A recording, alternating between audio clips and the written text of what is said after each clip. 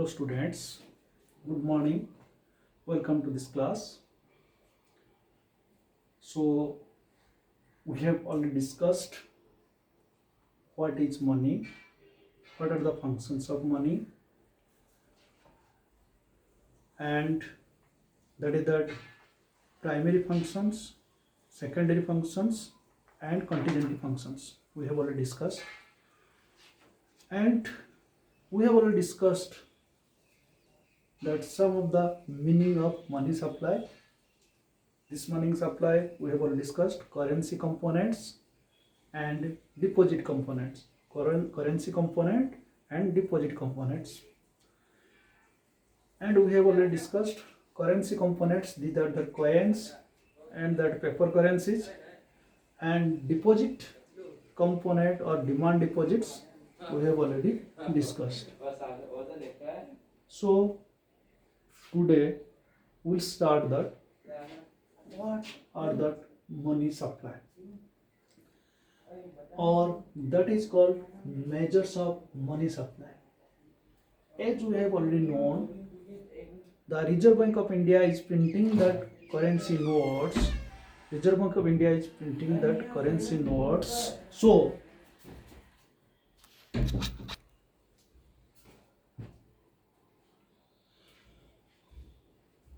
as Reserve Bank of India is printing that currency, so from April 1977, April 1977, these are the recommendations M1, M2, M3, M4,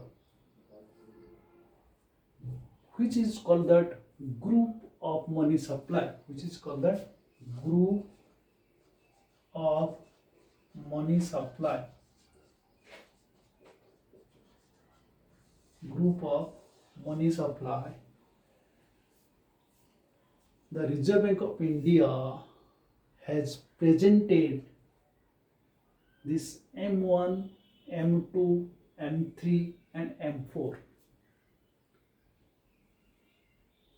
This money supply 1, money supply 2, money supply 3 and money supply 4.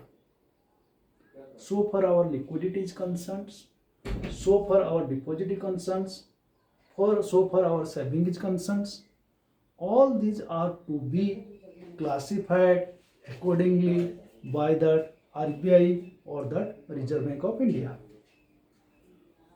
So first classification of money supply is M1. That M1 includes here C plus DD plus OD.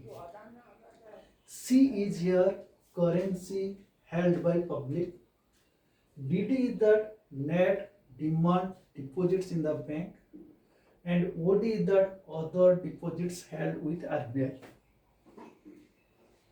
It means M1, which is called that narrow money supply, which are the liquidity or which cash, money cash in the hand of the people, that kinds of liquidity which is to be included C plus OD plus DD plus OD.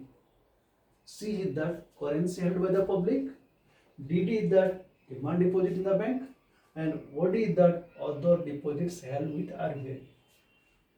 Currency held by public C means this is the liquidity, that net cash which are held by the public for the day-to-day transaction in cash.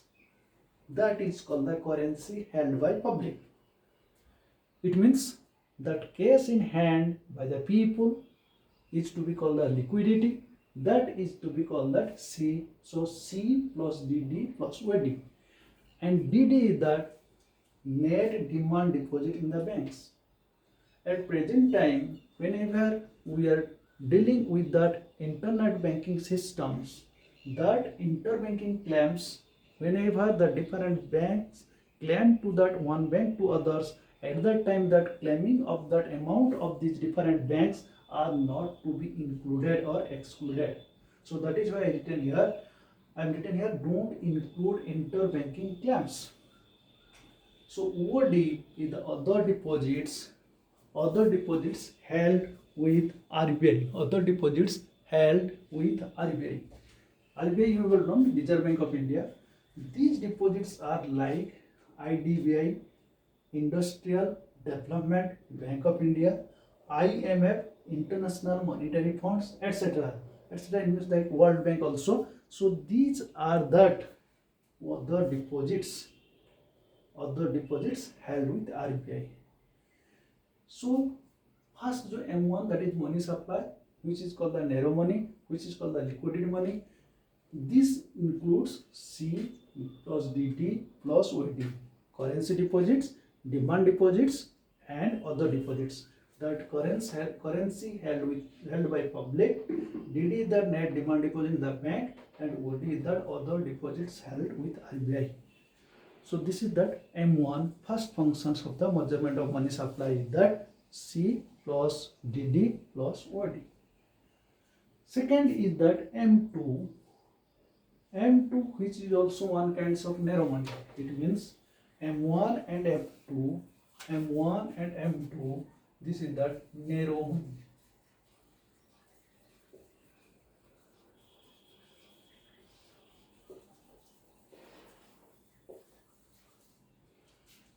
And M3, M4,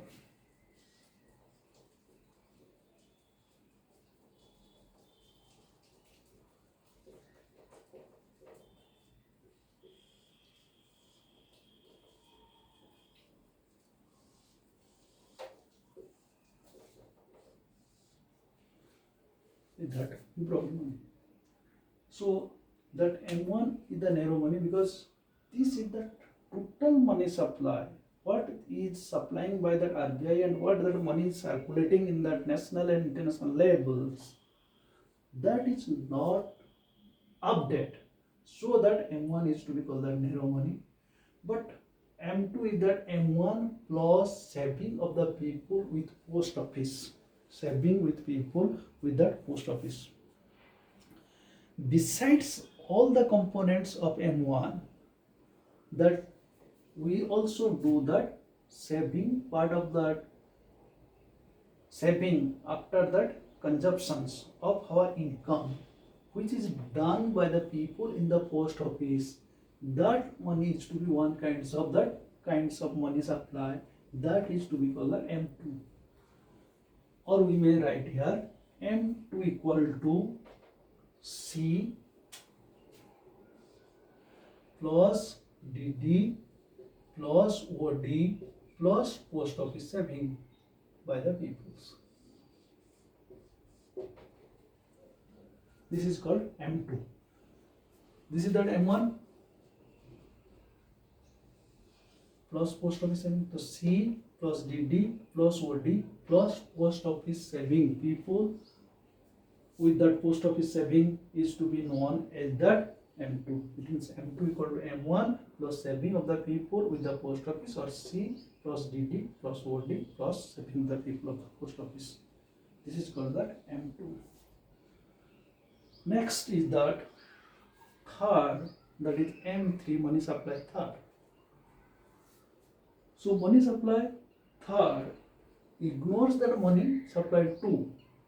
It includes that M1, that is the current deposits, currency held by the public, demand deposits, and other deposits, plus net time deposit with the commercial bank. Time deposit means that fixed deposits which are done by the public in the different commercial banks. That kinds of deposits here that included. So that is here that part of the broad money. So it means M3 is that C plus demand deposits plus other deposits plus net time deposits of that commercial banks. Net time deposits of that commercial bank, which is to be called also that M3. See that currency held with the public, DD the demand deposits, OD the other net deposits like IDBI, IMF, NT net time deposits with that commercial bank, that is to be called that M3. So M3 that broader sense than that M1 and M2. So that is M3 is to be called that broad money. Still we are not satisfied because that M4, which is the most last part, which is also to be called the broader money, that M4 says that M3 plus M3 is that M3 plus saving with the post office other than in the form of NSC. Second part, M2, M1 saving of the people with the post office. So M3 means M1, that is that, here is that M4 in that M3 plus saving with the post office other than in the form of NSC, that is that National Saving Certificates. It means M3 is that C plus demand deposits plus other deposits plus net time deposits by the commercial bank plus post office saving, POS, or saving of the post office other than NSC. This is to be called that M4. So M4 is that broader concept than that M1, M2. So in this M4, all kinds of money are to be included. That is that currency deposits, demand deposits, and other deposits, plus that is that time deposit with the commercial banks, and plus saving with the post office. So M3 and M4 is to be that broader concept, and it is the aggregate monetary resources of the country.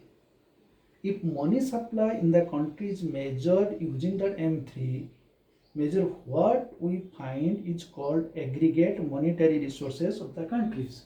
So M3 is also to be, we can classify aggregate monetary resources. Aggregate monetary resources.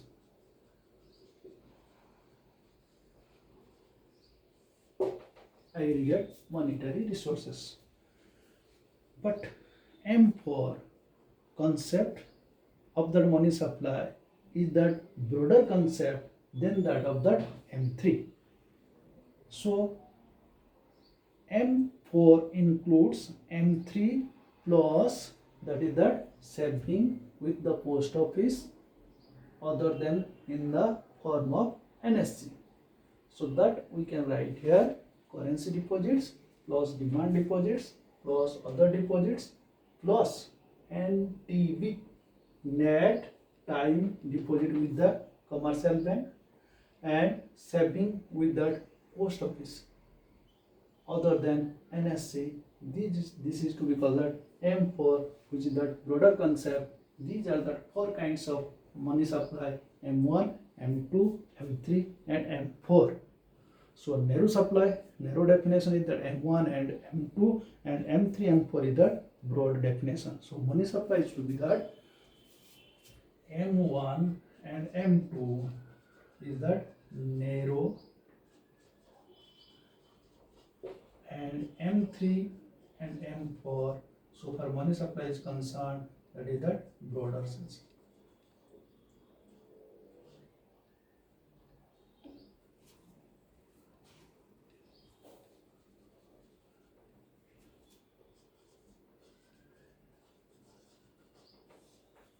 M1 and M2 is that narrow sense, and M3, M4 is that broad. Definition is concerned, M1, M2 is the narrow definition, and M3, M4 is the broader definition. These are the four kinds of money supply. M1, most liquidity, narrow and least comprehensive measures. M1 is that more liquidity and comprehensive measures. M4 is that least liquidity, broad and comprehensive measures. These are the four kinds of measurement of money supply as per the Reserve Bank of India, which is followed from that April 1977. Thank you.